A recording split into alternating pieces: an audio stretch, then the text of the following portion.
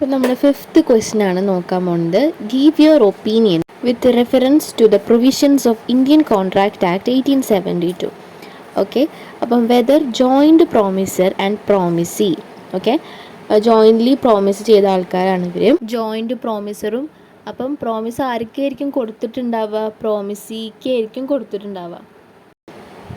Voluntarily discharge their obligation even after death. അതായത് ഇവരുടെ മരണശേഷവും ആ ഒരു പ്രോമിസ് ഡിസ്ചാർജ് ചെയ്യാൻ പറ്റുമോ എന്നാണ് ചോദിക്കുന്നത്. ഡിസ്ചാർജ് മീൻസ് അത് സെറ്റിൽ ചെയ്യാൻ പറ്റുമോ എന്നാണ് ചോദിക്കുന്നത്. അത് നടപ്പിലാക്കാൻ പറ്റുമോ എന്നാണ് ചോദ്യം. In case they won't be able to discharge their obligation, അപ്പോൾ ഒബ്ലിഗേഷൻ ഡിസ്ചാർജ് ചെയ്യാൻ പറ്റിയില്ല എന്നുണ്ടെങ്കിൽ, അത് നടപ്പിലാക്കാൻ കംപ്ലീറ്റ് ചെയ്യാൻ പറ്റിയില്ല എന്നുണ്ടെങ്കിൽ, whether any of the joint promisor may be compelled, ഏതെങ്കിലും ഒരു ജോയിൻറ്റ് പ്രോമിസറെ മാത്രം നമുക്ക് കമ്പൽ ചെയ്യാൻ പറ്റുമോ, നിർബന്ധിച്ച് ആ ഒരു കാര്യം ചെയ്യിപ്പിക്കും പ്രോമിസിക്ക് പറ്റുമോയെന്ന്. നെക്സ്റ്റ് സബ് ക്വസ്റ്റ്യൻ ആണ്, what are the effects of coercion? Whether threat to commit suicide is coercion? Elaborate with reference to provisions of the Indian contract act 1872. അപ്പം what are the effects of coercion? കോർഷൻ്റെ effect എന്താണ്? Coercion means what? തേർഡാമത് ചോദിച്ചത്, what would be the situation in case of default by any one of them? ഏതെങ്കിലും ഒരാൾ default ചെയ്ത് കഴിഞ്ഞാൽ എന്താണ്? ഒരാൾ അടച്ചില്ല ഈ പ്രോമിസിൽ, അപ്പോൾ എന്താ സംഭവിക്കുക? അതെല്ലാവർക്കും അറിയാമല്ലേ. അയാളുടെ ഷെയർ മാത്രം ബാക്കിയുള്ള എല്ലാവരും ഈക്വലി എടുക്കേണ്ടി വരും അല്ലേ. ഭീഷണി, ബലപ്രയോഗം എന്നൊക്കെ പറയില്ലേ, അതാണ് കോർഷൻ. അപ്പോൾ ഇപ്പം ഇങ്ങനെ ഭീഷണിപ്പെടുത്തിയിട്ട് പറയുകയാണ് സൂയിസൈഡ് ചെയ്യും, ഇത് മര്യാദക്ക് ഒപ്പിട്ടോ അങ്ങനെയൊക്കെ പറയില്ലേ. ഇത് മര്യാദയ്ക്ക് ഇങ്ങനെ എനിക്ക് ചെയ്തു തന്നോ, അല്ലെങ്കിൽ ഞാൻ സൂയിസൈഡ് ചെയ്യുന്നൊക്കെ ഭീഷണിപ്പെടുത്തൂലേ. അപ്പം അത് ഇന്ത്യൻ കോൺട്രാക്ട് ആക്ട് പ്രകാരം അത് കോർഷൻ ആണോ എന്നാണ് ചോദിക്കുന്നത്. Whether the threat to commit suicide. So let us give this answer. Answer ഇങ്ങനെയാണ്. According to section 42 of the Indian contract act 1872, if 2 or more persons have made a joint promise, രണ്ടോ അതിൽ കൂടുതലോ persons ഒരു joint promise കൊടുത്തിട്ടുണ്ടെങ്കിൽ, section 42 ആണ് പറഞ്ഞത്, ordinarily all of them during their life time must jointly fulfil the promise. അപ്പോൾ സാധാരണഗതിയിൽ all of dum അവർ ജീവിച്ചിരിക്കുന്ന കാലത്തിൽ തന്നെ ആ ഒരു പ്രോമിസ് ഫുൾഫിൽ ചെയ്തിരിക്കണം. Ordinarily all of them during their life time must jointly fulfil the promise. Must കണ്ടോ, must jointly fulfil the promise. After death of any one of them, ഇനി എനി വൺ ഓഫ് ദം എല്ലാവരും ഒരുമിച്ച് മരിക്കില്ലല്ലോ, ഇതിൽ ഒരാൾ മരിച്ചാൽ തന്നെ his legal representative jointly with the survivor or survivors should do so. അപ്പം അദ്ദേഹത്തിൻ്റെ മകനോ മരണപ്പെട്ട ആളുടെ മകനോ മകളോ, അപ്പോൾ ആ ആളായിരിക്കും പിന്നെ റെസ്പോൺസിബിൾ ആവുക ആ ഒരു പ്രോമിസ് ഫുൾഫിൽ ചെയ്യാൻ വേണ്ടിയിട്ട്. അപ്പോൾ ലീഗൽ റിപ്രസെൻറ്റേറ്റീവ് ഇപ്പോൾ ജീവിച്ചിരിക്കുന്ന ബാക്കി പ്രോമിസേഴ്സിൻ്റെ ഒപ്പം നിന്നിട്ട് ആ ഒരു കാര്യം ഫുൾഫിൽ ചെയ്യണം. After the death of the last survivor, ഇനിയിപ്പോൾ ലാസ്റ്റത്തെ ആൾ മരിച്ചെന്ന് വിചാരിക്കും, അങ്ങനെയാണെങ്കിൽ the legal representatives of all the original co promisors must fulfil the promise. ഈ സെൻറ്റൻസിൻ്റെ മീനിങ് എന്താണെന്ന് വെച്ചാൽ, എല്ലാവരും മരിച്ചു പോയി കഴിഞ്ഞാൽ അവരുടെ റിപ്രസെൻറ്റേറ്റീവ്സ്, ലീഗൽ റിപ്രസെൻറ്റേറ്റീവ്സ് ആയിരിക്കണം പിന്നെ ഈ പ്രോമിസ് എല്ലാവരും ഒരുമിച്ചിട്ട് ചെയ്യിക്കേണ്ടത്, ഫുൾഫിൽ ചെയ്യേണ്ടത്. ഓക്കെ, അപ്പം ഇത് ഇങ്ങനെ കോ പ്രോമിസേഴ്സ് എന്നൊക്കെ പറയുന്നതിന് നല്ല ഒരു സെൻറ്റൻസ് എനിക്ക് കിട്ടിയിട്ടുണ്ട്. ഇങ്ങനെ പറഞ്ഞാലും മതി. If all of them die the legal representatives of all of them must fulfil the promise jointly. അങ്ങനെ പറഞ്ഞാലും കുഴപ്പമില്ല കേട്ടോ. ഈ സെൻറ്റൻസിന് പകരം ഏത് സെൻറ്റൻസിന്? After the death of the last survivor the legal representatives of all the original co promisors must fulfil the promise എന്ന് പറഞ്ഞാലും ഇങ്ങനെ പറഞ്ഞാലും മതി. If all of them die the legal representatives of all of them must fulfil the promise jointly. രണ്ടും meaning same തന്നെയാണ്. If all of them die the legal representatives of all of them must fulfil the promise jointly. Promisor, promisee എന്ന് പറയുമ്പോൾ promise കൊടുത്ത ആളാണ് promisor. Promisee എന്ന് പറഞ്ഞാൽ ആ promise കിട്ടിയ ആളുണ്ടാവുമല്ലോ, പ്രോമിസ് കിട്ടിയ ആൾ, അതാണ് പ്രോമിസി. അപ്പം ലീഗൽ റിപ്രസെൻറ്റേറ്റീവ്സ് ആണ് ആഫ്റ്റർ ഡെത്ത് ആയാൽ പോലും ചെയ്തു കൊടുക്കേണ്ടത്. Jointly discharge the obligations of joint promisor and promisee after there death. ഇനി നെക്സ്റ്റ് ആണ് ആസ് പെർ ദ സെക്ഷൻ 43. ഇതൊക്കെ ഒരേപോലത്തെ 42 സെക്ഷൻ കഴിഞ്ഞാൽ 43 section. Each of 2 or more joint promises. അപ്പം രണ്ടോ അതിൽ കൂടുതലോ ഉള്ള promises may compel every other joint promisor to contribute equally with himself to the performance of the promise unless a contrary intention appears from the contract. അപ്പോൾ ആ second question എന്ന് പറഞ്ഞാൽ ഒരാളെ മാത്രം കമ്പൽ ചെയ്ത് പൈസ വാങ്ങാൻ പറ്റുമോ എന്നാണ് ചോദിച്ചത്. യെസ്, പ്രോമിസിക്ക് ഒരാളെ നിന്ന് മാത്രം വാങ്ങാം. അപ്പോൾ കൊടുത്ത ആൾ മറ്റുള്ള പ്രോമിസേഴ്സിൻ്റെ നിന്ന് വാങ്ങിച്ചോളും എന്നുണ്ട്. പക്ഷേ ഇവിടെ കൊടുത്തിരിക്കുന്ന ഈ സെക്ഷൻ 43ൻ്റെ ലാസ്റ്റ് പാർട്ടാണ് ഇവിടെ കൊടുത്തിട്ടുള്ളത്. കുറച്ച് ഫസ്റ്റ് പാർട്ടും ഉണ്ട്. അപ്പോൾ ഞാനതൊന്ന് പ്രസൻറ്റ് ചെയ്യാം കേട്ടോ. ഓക്കെ, ഇതാണ് any one of the joint promises may be compelled to perform. Section 43. When 2 or more persons make a joint promise, the promisee may, in the absence of the express agreement to the contrary, compel any one or more of such joint promises to perform the whole of the promise. അപ്പം പ്രോമിസിക്ക് compel ചെയ്ത് ഒരാളേന്നോ അല്ലെങ്കിൽ രണ്ടാളേന്നോ ഒക്കെ ഇങ്ങനെ ഈ joint promise fulfil ചെയ്യാൻ വേണ്ടിയിട്ട് ആ പൈസ വാങ്ങാൻ പറ്റും. To perform the whole promise perform ചെയ്യാൻ വേണ്ടിയിട്ട് കമ്പൽ ചെയ്യാനായിട്ട് സാധിക്കും.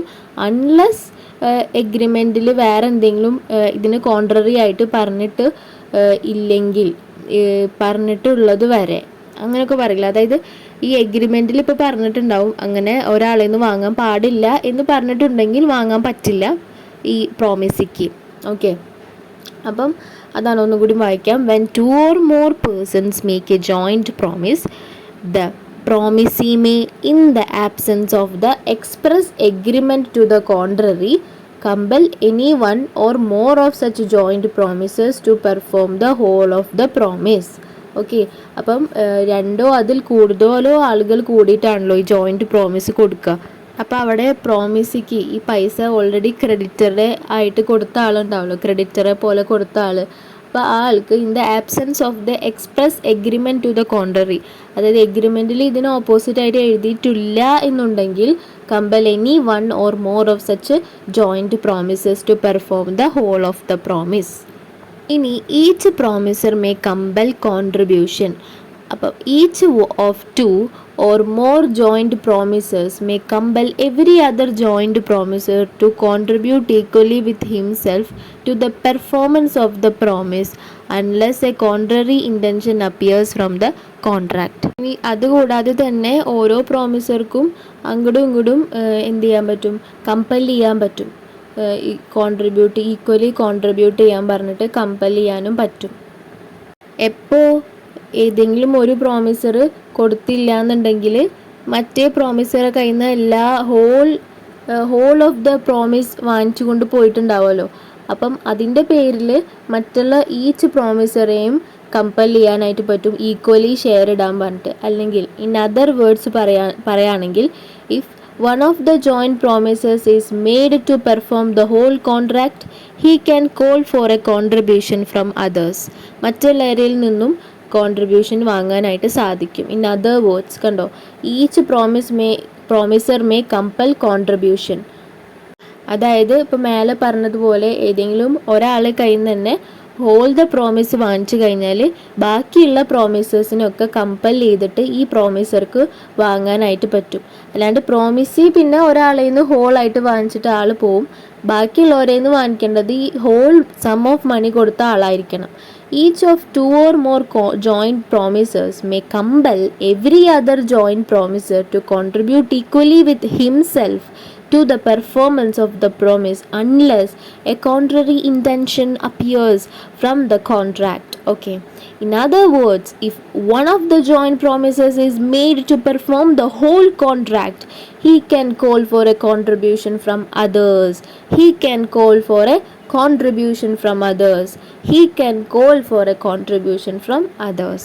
അപ്പോൾ മനസ്സിലായി എന്ന് വിശ്വസിക്കുന്നു. അപ്പം സബ്സ്ക്രൈബ് ചെയ്യാത്തവരുണ്ടെങ്കിൽ സബ്സ്ക്രൈബ് ചെയ്യുക, ലൈക്ക് ചെയ്യുക.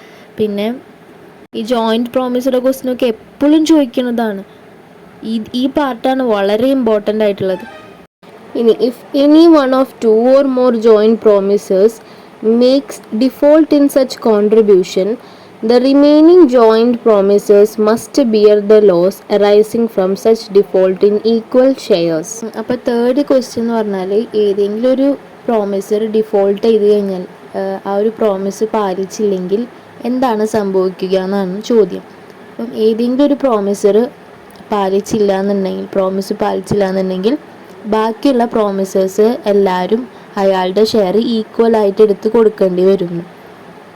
ഇപ്പം ഒരാൾ കൊടുക്കേണ്ടത്, ഒരു പ്രോമിസർ കൊടുക്കേണ്ടത് 60,000 രൂപയാണെന്നുണ്ടെങ്കിൽ അവിടെ 7 പ്രോമിസേഴ്സ് ഒന്നിച്ചാണ് ഈ പ്രോമിസ് കൊടുത്തതെന്നുണ്ടെങ്കിൽ ഈ 7ാമത്തെ ആൾ ഡിഫോൾട്ട് വരുത്തിയല്ലോ. അപ്പോൾ 60,000 രൂപ ബാക്കിയുള്ള 6 പേരും കൂടെ 10,000 വീതം അങ്ങനെ ആ 60,000 കൊടുത്ത് സെറ്റിൽ ചെയ്യണം. ഓക്കെ, അപ്പം if any one of 2 or more joint promises makes default in such contribution, the remaining joint promises must bear the loss. The remaining joint promises must bear the loss. The remaining joint promises must bear the loss arising from such default in equal shares.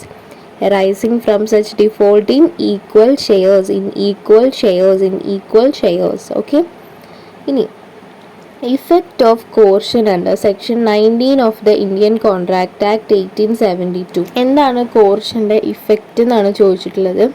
അപ്പം contract induced by coercion is voidable at the option of the party whose consent was so obtained. അപ്പം voidable ആണ്, അതായത് അത് ആ ഒരു contract നിലനിൽക്കാതെ പോകും. അത് ആരെ ഒരു ആക്ഷൻ എടുത്തു കഴിഞ്ഞാൽ ആ എഗ്രീവ്ഡ് പാർട്ടി ഉണ്ടല്ലോ, ആക്രമിക്കപ്പെട്ട പാർട്ടി, അപ്പം ഇദ്ദേഹം പോയി കഴിഞ്ഞാൽ ഈ ബലപ്രയോഗമൊക്കെ ഉപയോഗിച്ച് അല്ലെങ്കിൽ ഇങ്ങനെ നിർബന്ധിച്ച് ഇങ്ങനെ എന്തെങ്കിലും ഒരു കാര്യസാധ്യം നടത്തുന്ന ആളാണല്ലോ കോർഷൻ ചെയ്യുന്ന ആൾ.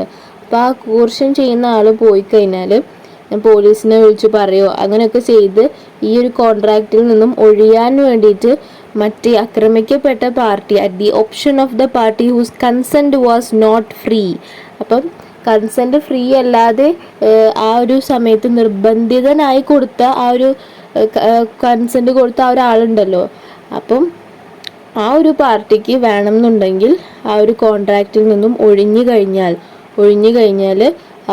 ഈ അസാധുവായി പോകും. ഓക്കെ, വോയിഡബിൾ എന്ന് പറഞ്ഞാൽ ഇത് പിന്നീട് നടപടി എടുക്കാൻ കഴിയാത്ത രീതിയിലായി പോകും. ഓക്കെ, അസാധുവായി പോകും. പക്ഷേ at the option of the party whose consent was not free അല്ലെങ്കിൽ whose consent was so obtained എന്നൊക്കെ പറയാം. Contract induced by coercion is voidable at the option of the party whose consent was so obtained. ഇങ്ങനെ ബലപ്രയോഗമൊക്കെ ഉപയോഗിച്ച് അല്ലെങ്കിൽ ഇങ്ങനെ നിർബന്ധിച്ച് ഇങ്ങനത്തെ കോർഷനിലൂടെയൊക്കെ എന്തെങ്കിലും അസറ്റൊക്കെ സ്വന്തമാക്കാൻ നോക്കിക്കഴിഞ്ഞാൽ അതിൻ്റെ ഇഫക്റ്റാണ്, എന്ത് ഇഫക്റ്റാണ് ലീഗലി അതിനുള്ളത്. അപ്പം ലീഗലി ആ ഒരു കോൺട്രാക്റ്റ് വോയിഡബിൾ ആയി മാറും. എപ്പോൾ മറ്റേ ആക്രമിക്കപ്പെട്ട പാർട്ടി എന്തെങ്കിലും രീതിയിൽ ആ ഒരു കരാർ റദ്ദമാക്കാൻ വേണ്ടിയിട്ട് ആ ഒരു കരാർ കോൺട്രാക്റ്റിൽ നിന്ന് ഒഴിയാൻ വേണ്ടി ശ്രമിച്ചു കഴിഞ്ഞാൽ മാത്രം. ഇനി രണ്ടാമത്തെ കാര്യമാണ് a person to whom the money has been paid or anything delivered under coercion must repay or return it. അപ്പം അതേപോലെ തന്നെ ഈ കോർഷനിൽ അല്ലെങ്കിൽ ഈ തട്ടിപ്പിൽ ഇങ്ങനെ പണം തട്ടിച്ചെടുത്തിട്ടുണ്ടാവും, അല്ലെങ്കിൽ എന്തെങ്കിലും ഒരു ഗുഡ് എങ്ങാനും തട്ടിച്ചെടുത്തിട്ടുണ്ടാവും. അപ്പോൾ അങ്ങനത്തെ ആ ഗുഡാണെങ്കിൽ അതെന്തായാലും ആ പണമാണെങ്കിൽ അത് മസ്റ്റ് റീപേ ചെയ്യണം, തിരിച്ചു കൊടുക്കണം. ഗുഡാണെങ്കിൽ മസ്റ്റായിട്ടും റിട്ടേൺ ഇറ്റ് ചെയ്യണം. ഓക്കെ, അങ്ങനെ എങ്ങാനും പിടിക്കപ്പെട്ട് കഴിഞ്ഞാൽ okay a person to whom money has been paid or anything delivered under coercion must repay or return it. അപ്പോൾ കോർഷൻ്റെ ഇഫക്റ്റുകളാണ് ഈ ചോദിച്ചിട്ടുള്ളത്. അപ്പോൾ കോർഷൻ്റെ ഇത് ഞാനും കോടതി പിടിച്ചു കഴിഞ്ഞാൽ ഇപ്പം ഇങ്ങനെ ചെയ്തിരിക്കണം. ഇപ്പോൾ സിമ്പിളായിട്ട് പറയുകയാണെങ്കിൽ എനി ബെനിഫിറ്റ്സ് റിസീവ്ഡ് ആണെങ്കിൽ മസ്റ്റ് ബി റീസ്റ്റോർഡ് ആയിരിക്കണം. Any benefits received must be restored. ഈ ഒരു സെൻറ്റൻസ് ഒക്കെ ആഡ് ചെയ്തോ. ഇനി next threat to commit suicide whether it is coercion എന്നാണ് ചോദ്യം അല്ലേ. അപ്പം suicide though forbidden by Indian penal code is not punishable as a dead man cannot be punished. But Section 15 declares that committing or threatening to commit any act forbidden by Indian Penal Code is coercion. Hence, a threat to commit suicide will be regarded as coercion. ഇപ്പം suicide though forbidden എന്ന് പറഞ്ഞാൽ not എലൗഡ് അല്ലല്ലോ, suicide ചെയ്യാൻ പാടില്ലല്ലോ ശരിക്കും. അപ്പം not allowed ആണ് suicide. Though forbidden by Indian penal code is not punishable. അത് പണിഷബിൾ എന്നല്ലാന്ന്, പണിഷൊന്നും ചെയ്യില്ല. ഇന്ത്യൻ പീനൽ കോഡ് അറിയാലോ, ക്രിമിനൽ കേസുകളെല്ലാം ഗവേൺ ചെയ്യുന്നത് ഇന്ത്യൻ പീനൽ കോഡാണല്ലേ. As a dead man cannot be punished. അപ്പം സൂയിസൈഡ് ചെയ്താൽ മരിക്കുമല്ലോ, അപ്പോൾ സൂയിസൈഡ് ചെയ്യാത്ത ആളെ പണിഷ് ചെയ്യില്ല എന്ന്. അപ്പോൾ എന്തിനാല്ലേ സൂയിസൈഡൊക്കെ ചെയ്യുന്നത്? നമ്മളെ ലൈഫ് എന്ന് പറഞ്ഞാൽ എൻജോയ് ചെയ്ത് അടിപൊളി ആവാനുള്ളതാണ്. സംടൈംസ് നമുക്കിപ്പോൾ ഒരു ചാലഞ്ച് വരുമ്പോൾ നമ്മൾ വിചാരിക്കും അത് വലുതാണ്. ആ ചാലഞ്ചുമ്പോൾ തന്നെ നമ്മൾ നോക്കി നിൽക്കുമ്പോൾ അത് ഭയങ്കര വലുതാണ്. പക്ഷെ അതിൻ്റെ മേലെ നിന്നിട്ട് നമ്മൾ നോക്കുകയാണെങ്കിൽ എന്ത് കാര്യം മേലെ നിന്ന് അടിയിലേക്ക് നോക്കുമ്പോൾ അത് ചെറുതായിട്ട് തോന്നൂലേ. അപ്പം അതുപോലെ നമ്മൾ കുറച്ച് കഴിഞ്ഞ് ഈ ഒരു വർഷമൊക്കെ കഴിയുമ്പോൾ നമുക്ക് തോന്നും ആ ഒരു ചലഞ്ചൊന്നും ആയിരുന്നില്ല എന്ന് തോന്നും. മേലെ നിന്ന് താഴെ നോക്കുമ്പോൾ എല്ലാം ചെറുതായി തോന്നുന്ന പോലെ. അപ്പം ആ സമയത്ത് ഇപ്പോൾ എന്തെങ്കിലും ചലഞ്ചിലൂടെയാണ് കടന്നു പോകുന്നതെന്നുണ്ടെങ്കിൽ എപ്പോഴും ആ ചലഞ്ചുമ്പോൾ തന്നെ നോക്കാതെ, ഇപ്പോൾ ഒരു ഫ്രണ്ടാണ് നമ്മളോടൊരു ചലഞ്ച് ഞാൻ ഇങ്ങനെ ഒരു ഇതിൽ പെട്ട് നിൽക്കുകയാണെന്ന് പറഞ്ഞാൽ നമ്മൾ ആ ഫ്രണ്ടിനെ എങ്ങനെയായിരിക്കും വളരെ കാമായിട്ട് നമ്മൾ ഉപദേശിക്കില്ലേ, അല്ലെങ്കിൽ നമ്മൾ നല്ല രീതിയിൽ അഡ്വൈസ് ചെയ്യും. പക്ഷെ നമുക്കൊരു പ്രശ്നം വന്നാൽ നമ്മൾ തന്നെ മറക്കും. അപ്പം ഭയങ്കരമായിട്ടും കുടുങ്ങിയ പോലെയൊക്കെ ഫീൽ ചെയ്യും നമുക്ക്. അതിൻ്റെ കാരണം നമ്മൾ പ്രശ്നത്തുമ്പോഴാണ് നോക്കുന്നത്. നേരെ മറിച്ച് വേറൊരു ഫ്രണ്ടായി നിന്നുകൊണ്ടൊന്ന് നോക്കി നോക്കിയാൽ ചലഞ്ചിനെ, അപ്പോൾ നമുക്കത് വളരെ പെട്ടെന്ന് ഓവർകം ചെയ്യാൻ പറ്റും. ഇപ്പോൾ ഈ വെറും സൂയിസൈഡൊക്കെ ചെയ്ത് വെറുതെ എന്തിനാണ് നമുക്ക് വരദാനമായി കിട്ടിയ ഈ ഒരു മനോഹരമായ ബ്യൂട്ടിഫുൾ ആയിട്ടുള്ള ഈ ലൈഫിനെ നമ്മൾ കളയുന്നത്. അപ്പോൾ എപ്പോഴും മൈൻഡ് സെറ്റ് മെഡിറ്റേഷനൊക്കെ ചെയ്ത് അടിപൊളിയാക്കാൻ നോക്കുക. അപ്പോൾ എന്തെങ്കിലും പ്രശ്നം നമ്മളെ ജീവിതത്തിൽ വന്നു കഴിഞ്ഞാൽ, ആകെ പെട്ടു എന്ന് തോന്നിക്കഴിഞ്ഞാൽ അകത്തേക്ക് നോക്കൂ എന്നാണ് പറയുന്നത്. അവിടെ ഉത്തരമുണ്ട് എന്ന്. അപ്പോൾ എപ്പോഴും നമ്മളിലേക്ക് തന്നെ നമ്മൾ നോക്കിക്കൊണ്ടിരിക്കുക. നമ്മൾ മെഡിറ്റേഷനൊക്കെ ചെയ്ത് നമ്മളെ തന്നെ കാമാക്കി മാറ്റുക. അപ്പോൾ ആ കാംനെസ്സിൽ ഇങ്ങനെ ഒരു വെള്ളം ഇങ്ങനെ കാമായിട്ട് ഇങ്ങനെ സ്റ്റില്ലായിട്ട് നിൽക്കുന്ന സമയത്ത് അതിൻ്റെ അടിയിലുള്ള കാര്യങ്ങൾ, ബോട്ടത്തിലുള്ള എല്ലാ കാര്യങ്ങളും തെളിഞ്ഞു വരുന്നത് കാണൂലേ, അതുപോലെ നമുക്ക് എല്ലാത്തിനുള്ള ഉത്തരവും തെളിഞ്ഞു വരും. അപ്പം but section 15 declares that committing or threatening to commit any act forbidden by Indian Penal Code is coercion. അപ്പം ഇന്ത്യൻ പീനൽ കോഡ് ചെയ്യാൻ പാടില്ല എന്ന് പറഞ്ഞ നോട്ട് അലൗഡ് ആയിട്ടുള്ള കാര്യങ്ങൾ നമ്മൾ ചെയ്തു കഴിഞ്ഞാൽ അതും കോർഷനായിട്ട് കണക്കാക്കുന്നു എന്നാണ് പറഞ്ഞത്. Section 15 declares that committing or threatening to commit any act forbidden by Indian Penal Code is coercion. അപ്പം സ്വന്തമായി കമ്മിറ്റ് ചെയ്യുക, അല്ലെങ്കിൽ ത്രെട്ടണിങ് ടു കമ്മിറ്റ്, ഇങ്ങനെ ഭീഷണിപ്പെടുത്തൽ തന്നെ. ത്രെട്ടണിങ് മീൻസ് ഞാൻ സൂയിസൈഡ് ചെയ്യുന്നു, ഭീഷണിപ്പെടുത്തുക, അല്ലെങ്കിൽ സ്വന്തമായിട്ട് സൂയിസൈഡ് ചെയ്യുക. അപ്പം അതൊക്കെ ഫോർബിഡൻ ആണ്. അത് not allowed by the Indian penal കോഡാണ്. അപ്പം അത് അലൗഡ്, നിയമം അത് ചെയ്യരുത് എന്ന് പറഞ്ഞ കാര്യം ചെയ്തത് കൊണ്ട് അതൊരു കോർഷനായിട്ടാണ് കണക്കാക്കുന്നത്. Hence a threat to commit suicide will be regarded as coercion. അപ്പം സെക്ഷൻ 15 പറയുന്നത് ഇന്ത്യൻ പീനൽ കോഡ് ചെയ്യരുത്, ഫോർബിഡൻ ആക്കി വെച്ച കാര്യം ചെയ്ത് കഴിഞ്ഞാൽ അത് കോർഷനാണ്. അപ്പം പാവമല്ലേ നമ്മൾ. അപ്പം നമ്മളെ തന്നെ നമ്മൾ സൂയിസൈഡ് ചെയ്യിക്കുക എന്ന് പറഞ്ഞാൽ അവിടെ അതുമാത്രമല്ല, ഇത് ചെയ്തു തന്നില്ലെങ്കിൽ ഞാൻ അങ്ങനെ ചെയ്യും എന്നൊക്കെ ഭീഷണിപ്പെടുത്തല്ലേ. ഭീഷണിയുടെ ഒരു സ്വരമല്ല അവിടെ ഉള്ളത്. അപ്പോൾ അതുകൊണ്ടാണ് അത് കോർഷനായിട്ട് മാറിയത്. Once again, suicide, though forbidden by Indian Penal Code, is not punishable as a dead man cannot be punished. But Section 15 declares that committing or threatening to commit any act forbidden by Indian Penal Code is coercion. Hence, a threat to commit suicide will be regarded as coercion. Hence, a threat to commit suicide will be regarded as coercion. Hence, a threat to commit suicide will be regarded as coercion. അപ്പോൾ thank you. അപ്പം subscribe ചെയ്യാത്തവരുണ്ടെങ്കിൽ subscribe ചെയ്യുക, like ചെയ്യുക, ഫ്രണ്ട്സിനൊക്കെ share ചെയ്ത് കൊടുക്കുക. അപ്പോൾ by.